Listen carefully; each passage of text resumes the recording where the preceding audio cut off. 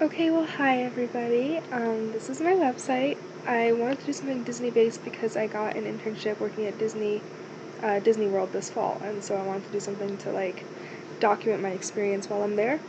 So I just have a little blurb here about what the website's going to be about. And then if you go into blog, this is where I'll put posts when I have them. Obviously, haven't been yet, so I don't really have anything to post yet. So I just have a couple test posts here. Under parks, there's information about each of the different parks. Disney World, Disneyland, Disneyland Paris, Disneyland Tokyo, Shanghai, and Hong Kong. And just, some information about ticket prices, size, etc. Under news, it's just basically right now I just have the COVID-19 dates and stuff because everything's kind of crazy with that, so a lot of the parks are closed. Disney World's going to be opening on July 11th, and Disneyland Shanghai is actually currently open as well. So I thought that would be some good stuff to put there.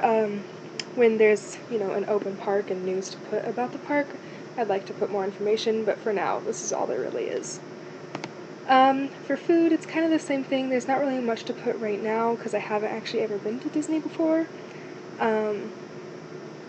So I kind of want to review all the food as I try it and put pictures and cute little stuff like that, just again to document my experience. And then if you go under the contact page, there's a little picture of me, a little clip from Finding Nemo that has to do with this button here because this, I'm sure you guys have all seen the movie where Nemo says he's going to touch the butt, and yeah, so there's just a little joke here, and when you click it afterwards, so let's say I put in my information, when you press it, it says, "Whoa, you touched the button." So I just thought that was a fun little Disney joke. That's pretty much it. I mean, the cart is here.